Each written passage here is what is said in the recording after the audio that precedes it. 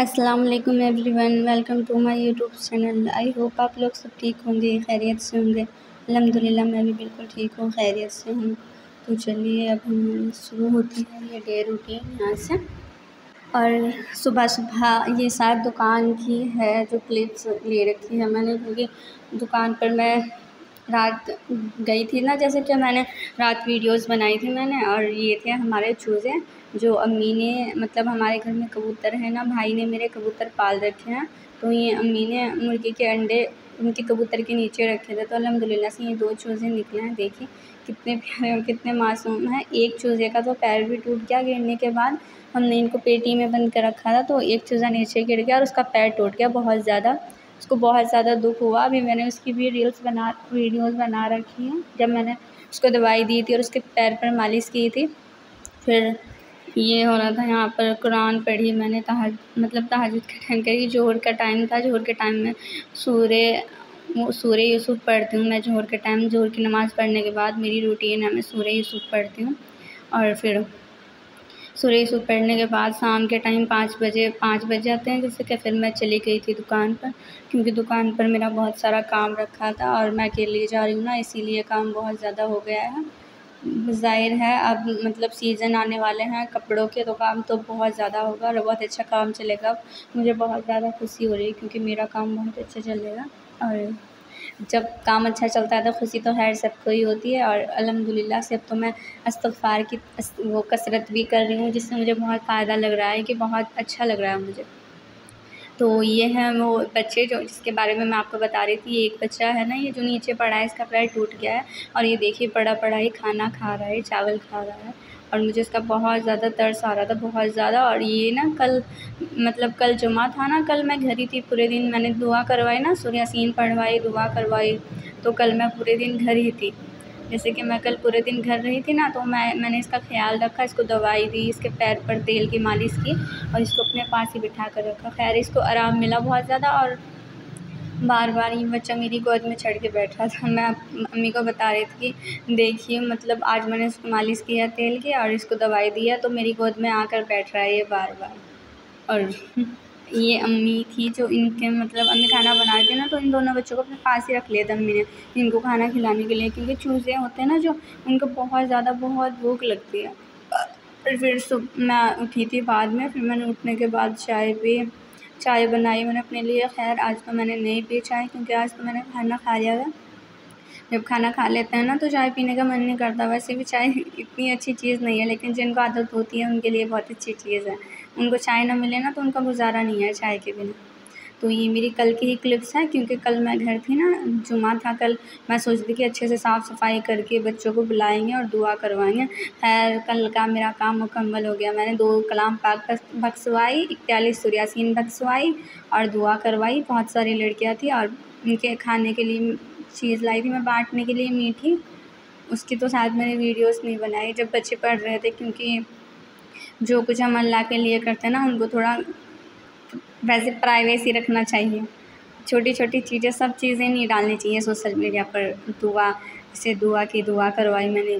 मेरे दिमाग में ख़्याल ही नहीं आया कि मैं इसकी वीडियो बनाऊँ, क्योंकि गलत है, इसीलिए मैंने नहीं बनाई। और फिर आपको तो पता ही रहता है कि जब बंदा घर में रहे तो कितना काम रहता है चारों तरफ से। और जब मैं घर पर रहती हूँ तो जब तो बहुत ज़्यादा काम फैल जाता है चारों तरफ से।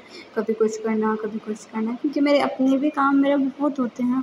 पहले तो मेरा अपना ही नहीं काम खत्म होता, मेरे अपने काम इतने होते हैं बहुत ज़्यादा। मुझे कभी नहाना, कभी बालों में मालिश करना, कभी फेस पैक लगाना, कभी कोई कपड़ा स्टिच करना। और ये भी मेरी मतलब मैं काम ही कर रही थी। पहले तो सबसे पहले हमने खाना पीना करने के बाद अच्छे से सफाई की, क्योंकि बहुत ज़्यादा गंदगी थी और बहुत ज़्यादा फैला पड़ा था। सफाई तो ज़ाहिर है करनी ही थी, क्योंकि बच्चे आने वाले थे बाहर से, इसीलिए। जो ये अलमारी थी, शोकेस, इन पर बहुत ज़्यादा गंदगी थी और छोटा सा ब्रश लेके मैंने इनको साफ़ किया। और जो ये बेड था, इसको गीले कपड़े से, सर्फ वाले से इसको साफ़ किया। खैर ये भी बहुत अच्छा चमक गया, क्योंकि मैं अम्मी को बता रही थी कि अम्मी जब मैं घर रहती थी ना, तो मैं इसको बेड को भी साफ़ करती थी और इसको सर्फ़ में घोल कर, सर्फ़ पानी में और कपड़ा लेके मैं इसको साफ़ करती थी। लेकिन जो मेरी बहन लोग हैं वो तो अपने ही कीप वगैरह के चक्कर में लगी रहती हैं, ये कीप बनाती हैं तो पूरा टाइम इनका तो उसमें ही जाता है, ये कौन बनाती हैं यहाँ पर घर में रह के। तो इसलिए सफाई वगैरह का तो कुछ इन्हें इतना ना तो इनको इतना आइडिया है और ना इनको इतना शौक़ है। बस ज़ाहिर है मतलब जो भी काम हो शौक़ से करेंगे ना तभी अच्छा काम होगा।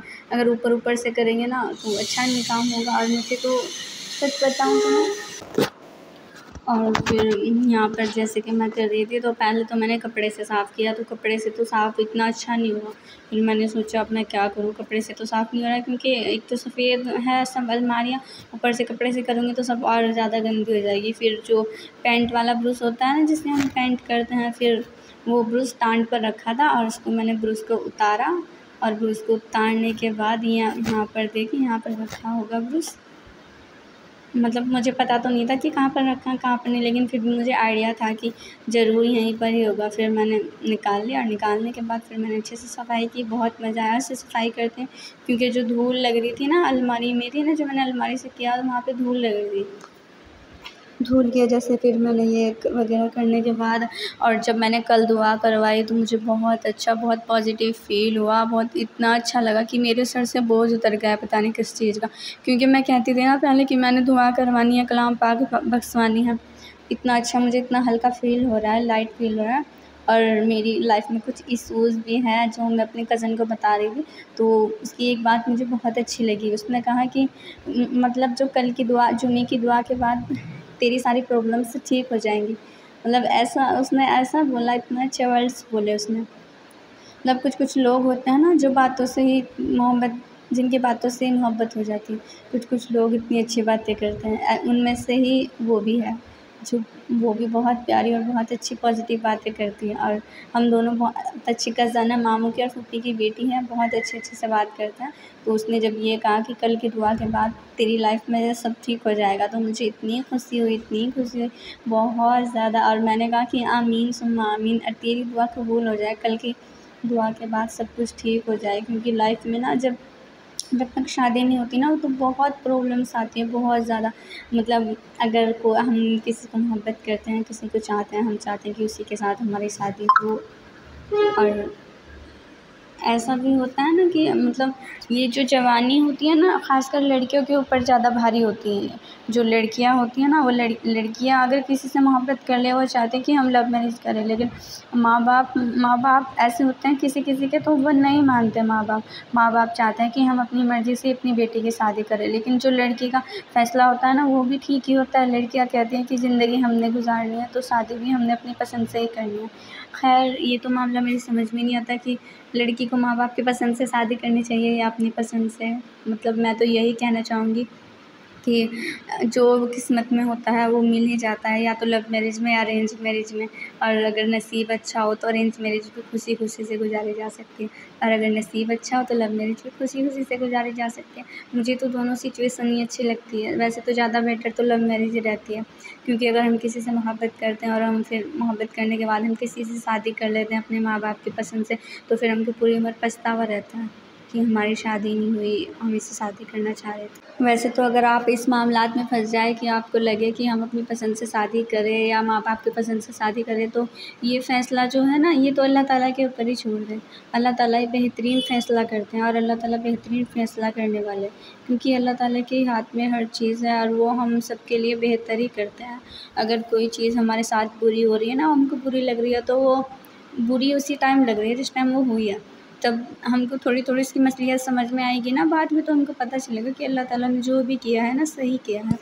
अब तक मेरा एक्सपीरियंस है, मेरे साथ जो भी बुरा हुआ है मेरी लाइफ़ में, मतलब 2-4 साल पहले जो भी मेरी लाइफ़ में बुरा हो चुका है, अब मैं उसको याद करती हूँ तो मैं सोचती हूँ कि ठीक ही हुआ, ऐसा ही होना चाहिए था। अल्लाह ताला ने ठीक ही किया। जो भी अल्लाह ताला करते हैं ना, अल्लाह ताला बंदों के हक़ में बेहतरी ही करते हैं। अल्लाह ताला कभी भी बंदों को परेशान नहीं करते, कभी उनको जाया नहीं जाने देते। और जब आप बहुत मुश्किल में फँस जाओ ना, आपको कुछ भी समझ में ना आए, तो बिल्कुल खामोश हो जाएँ और अल्लाह से कह दें कि अल्लाह मैंने अपनी ज़िंदगी तेरे ऊपर छोड़ दी है, और अब जैसे तुझे करना है इस ज़िंदगी का फ़ैसला तू कर ले। अब मैंने सब कुछ तेरे ही हाथ में दे दिया है, सब कुछ तू कर दे, तू मेरा नसीब अच्छा कर दे। जहाँ मुझे सुकून मिले, मुझे खुशी मिले, मुझे वो जगह अता कर दे। अल्लाह ताला से दुआ करे, मतलब उलझे नहीं, गुस्सा नहीं करे, रोए नहीं, डिप्रेशन में नहीं जाए। कोई होते हैं ना जो गुस्सा करते हैं, रोते हैं, डिप्रेशन में चले जाते हैं, खाना वगैरह नहीं खाते हैं, बात नहीं करते, उनको एंजाइटी होती है कि क्या होगा, कैसे होगा। प्लीज़ प्लीज़ बिल्कुल भी फ़िक्र ना करें।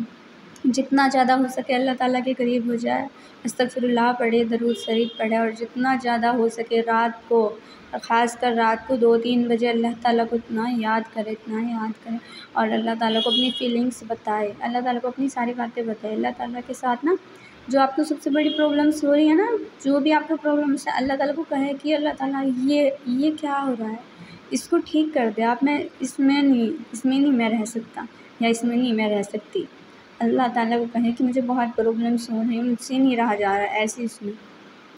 अगर आप अल्लाह ताला को बताएँगे ना, अल्लाह ताला को कहेंगे कि अल्लाह मुझसे नहीं रहा जा रहा ऐसी प्रॉब्लम्स में, मुझे निकाल दे इससे, मुझे निजात दे दे, मुझे माफ़ कर दे।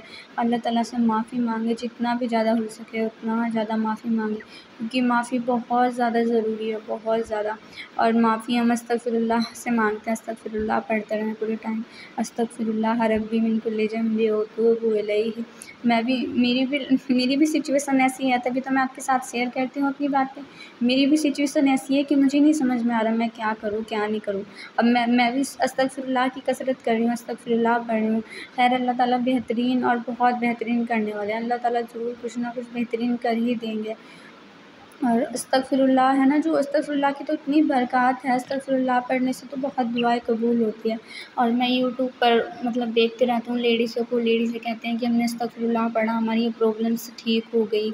वो बताती है ना, तो मुझको बहुत अच्छा लगता है। मुझको लगता है कि मेरे साथ भी ऐसा ही होगा, मेरी बड़ी से बड़ी सब प्रॉब्लम्स सब ठीक हो जाएगा मेरी लाइफ़ में भी। और बाकी नहीं, सब ठीक होता है। और जो ठीक होता है ना, ये हमको दिखता नहीं है, ये एकदम से नहीं ठीक होता कि आज हम प्रॉब्लम्स में हैं, मतलब कल के टाइम हम खुश हो गए, हमारी जो प्रॉब्लम्स है वो ख़त्म हो गई। एक दिन में नहीं होता, आपको सब्र करना पड़ता है, दुआ करनी पड़ती है, आपको सब्र रखना पड़ता है और दुआ करते रहो। एक भी टाइम दुआ से गाफिल ना हो, एक भी टाइम दुआ को ना छोड़े, मतलब सब्र करते रहे कि अल्लाह ताला कर देना। और फिर आप देखिए आपकी लाइफ़ में आराम आराम से इतने सारे चेंज आएंगे, इतने सारे चेंज आएंगे, बहुत ज़्यादा। ये ना जो प्रॉब्लम्स होती है ना, ये आ तो जाती है एकदम, पर जाती है एकदम नहीं। इसके लिए बहुत ज़्यादा मेहनत करनी पड़ती है, बहुत ज़्यादा सब्र करना पड़ता है, क्योंकि जो प्रॉब्लम्स होती है ना, अल्लाह ताला ये भेजते हैं इसीलिए कि देखो मेरा बंदा क्या कर सकता है, मेरा बंदा कब तक, मतलब मैं इसको कब तक मुश्किल में रखूँगा और ये कब तक रहेगा। प्रॉब्लम्स का आना तो एकदम है, पड़ जाती है, एकदम से नहीं है ये। आदमी को